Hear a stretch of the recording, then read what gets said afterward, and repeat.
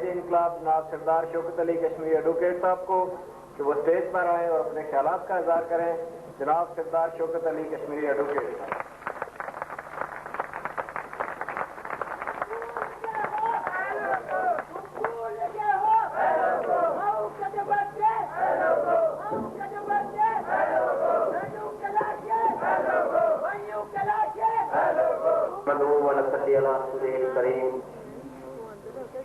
اما بعد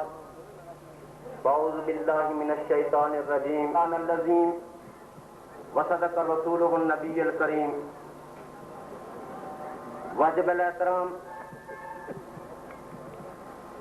صدر اجتماع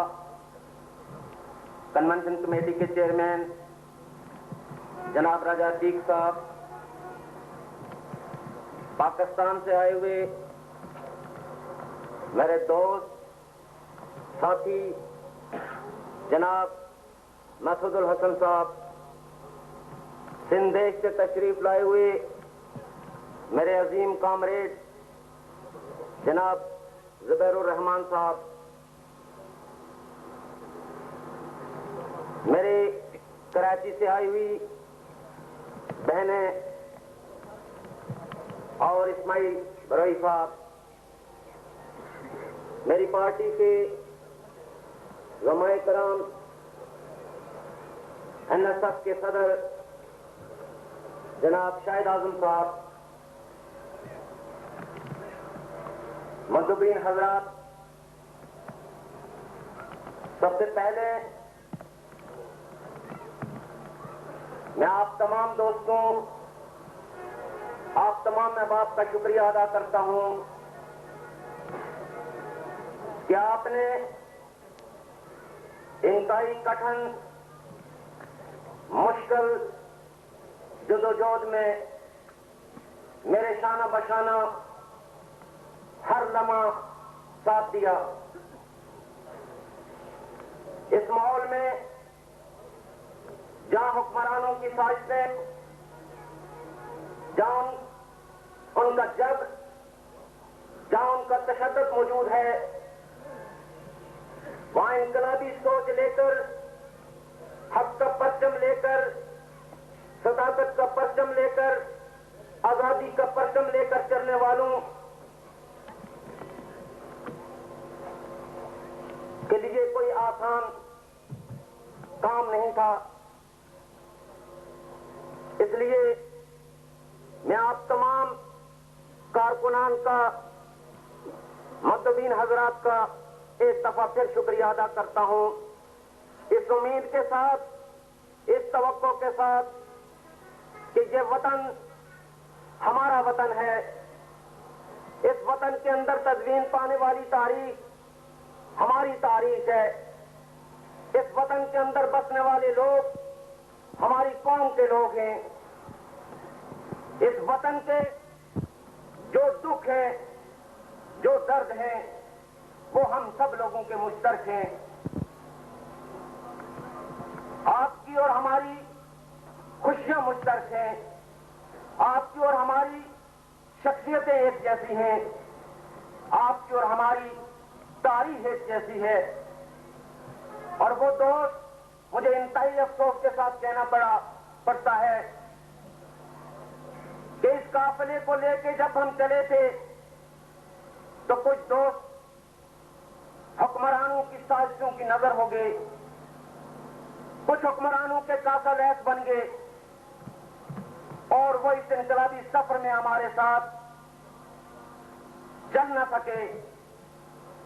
یقیناً ہمیں اس کا افسوس ہے.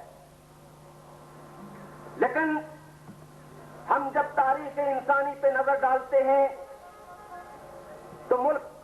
غلام بھی ہوئے ہیں، قومیں تقسیم بھی ہوئی ہے. ایک دور تھا کہ جب یونان صفحہ ہستی سے مٹ گیا تھا،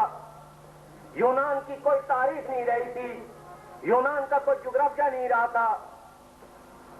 اور یونان کی تاریخ، تہذیب اور تمدن کو تباہ کرنے والے یہ سوچ بیٹھے تھے کہ اب یونان کی بحالی ناممکن ہے. لیکن یونان کی تاریخ، نسل انسانی کی تاریخ، تہذیب و تمدن کی تاریخ، قوموں کی بقا کی تاریخ میں وہ نشات ثانیہ ہے کہ ایک ملک مکمل طور پر ختم ہو گیا، لیکن حب الوطنی کا نظریہ رکھنے والوں نے برسوں کے بعد، صدیوں کے بعد اس ملک کو واپس نہ صرف بحال کیا بلکہ ایک آزاد اور خود مختار ملک بھی بنایا۔ اور آج آزاد قوموں کی صف میں یونان ایک آزاد اور خود مختار ملک کی حیثیت سے ہے۔ وہ یونان جو سقراط کا یونان تھا، وہ سقراط جو حق اور سچ کا پیمانہ تھا، جو وقت کی جابر قوتوں کے خلاف سچ کا پرچم لے کے اٹھا تھا، وہ یونان تاریخ کے اندر بحال ہوا۔ اس لیے جب ہم اپنے ملک پر غلامی کے پھیلے ہوئے سائے دیکھتے ہیں، جب ہم اب طرف پھیلی ہوئی مایوسی دیکھتے ہیں، جب ہم غلامی دیکھتے ہیں، جب ہم جبر دیکھتے ہیں، جب ہم تشدد دیکھتے ہیں، جب ہم تاریخ سوزی کرتے ہوئے حکمرانوں کو اپنی نظروں کے سامنے دیکھتے ہیں، تو پھر بھی ہم مایوس نہیں ہوتے۔ کیوں کہ یونان کے محب وطنوں نے یہ بتایا کہ قومیں مٹ سکتی ہیں، تب مٹیں گی کہ جب حب الوطنی ختم ہو جائے۔ قومیں، ملک ختم ہو جایا کرتے ہیں جب لوگوں کے نزدیک تاریخ کی بقا کا نظریہ نہ ہو، لیکن یونان کی تاریخ نے یہ بتایا کہ جب قوموں کے نزدیک حب الوطنی، قوموں کے نزدیک وطن کی آزادی، وطن کی خود مختاری سامنے ہو، تو پھر دنیا کا کوئی جبر، دنیا کا کوئی تشدد اس قوم کو آزاد، اس ملک کو خود مختار اور اس قوم کو خوشحالی سے دور نہیں رکھ سکتا۔ اس لیے ہم کہتے ہیں کہ کشمیر جو ہمارا ملک ہے، جو پاکستان اور بھارت کے حکمران طبقوں کی سازشوں کی آماجگاہ بنا ہوا ہے، جس میں بھارت کے حکمران اور پاکستان کے حکمران یہ سمجھتے ہیں کہ ہم اس دھرتی کو تقسیم کر کے ٹکڑوں ٹکڑوں میں بانٹ دیں گے۔ جس اقتدار کی، جس طاقت کی مستی میں وہ یہ سمجھتے ہیں کہ کشمیر کشمیریوں کا ملک نہیں رہے گا۔ ہم کہتے ہیں کہ یہ غلط فہمی تاریخ نے بھی جبر کی قوتوں سے ختم کی ہے، اور پاکستان کے حکمران طبقوں اور بھارت کے حکمران طبقوں کے یہ غلط فہمی ہم محب وطن کشمیری دور کریں گے، اور اس وطن کو جو ہمارا وطن ہے، جو کشمیر کا وطن ہے، چاہے وہ لداخ کے اندر رہنے والے ہوں، چاہے وہ کشمیر کے اندر رہنے والے ہوں، چاہے وہ گلگت کے اندر رہنے والے ہوں، چاہے وہ بلوچستان کے رہنے والے ہوں، چاہے وہ وادی کشمیر کے رہنے والے ہوں، چاہے وہ پنچ کے رہنے والے ہوں، یہ ملک ان کا ملک ہے، یہ آزاد ہوگا، یہ خود مختار ہوگا، اور اس دیش کے اندر پرورش پانے والے، پیدا ہونے والے ہر بچے کو روزگار ملے گا، ہر فرد کو تعلیم ملے گی، ہر فرد کو خوشی ملے گی، ہر فرد کو خوشحالی ملے گی۔ اس وطن سے غلامی کا خاتمہ ہم کریں گے۔ اور مسعود الحسن صاحب نے کہا کہ آپ کشمیریوں نے ہم مظلوم پاکستانیوں کو بھی آزاد کرانا ہے۔ شاید بہت سارے دوست جس غلط فہمی میں مبتلا رہے ہیں، 47 سال کے پاکستان کے حکمران طبقے اور پاکستان کے عوام ہمیں آزادی دیں گے، ہمیں آزادی دلائیں گے، لیکن پاکستان کے ایک دانشور نے بالکل درست کہا، اور یہی بات یورپ کے ایک دانشور نے مجھ سے کہی تھی کہ کشمیر جنوبی ایشیا کے انقلاب کی کنجی ہے۔ اس لیے کشمیر کی آزادی،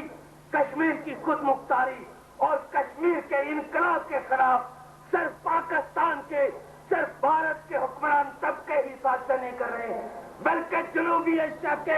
وہ تمام حکمران طبقے جو توسیع پسندی کا شکار ہیں، جو ظلم کی قوتوں کو فروغ دیتے ہیں، جو جبر کی قوتوں کو فروغ دیتے ہیں، وہ ہمارے وطن کی آزادی کے خلاف ہیں۔ وہ ہمارے وطن کی خود مختاری کے خلاف ہے، وہ کشمیری انقلاب کے خلاف ہے۔ اس لیے کہ اگر کشمیر آزاد ہوا تو جنوبی ایشیا کے اندر انقلابات آئیں گے، پھر سندھی کو بھی غلامی کا احساس نہیں ہوگا، پھر بلوچی کو بھی غلامی کا احساس نہیں ہوگا، پھر پنجابی کو بھی غلامی کا احساس نہیں ہوگا، پھر تامل ناڈو کے رہنے والے کو بھی غلامی کا احساس نہیں ہوگا، پھر آسام کے رہنے والے کو بھی غلامی کا احساس نہیں ہوگا۔ اس لیے کہ کشمیر جنوبی ایشیا کے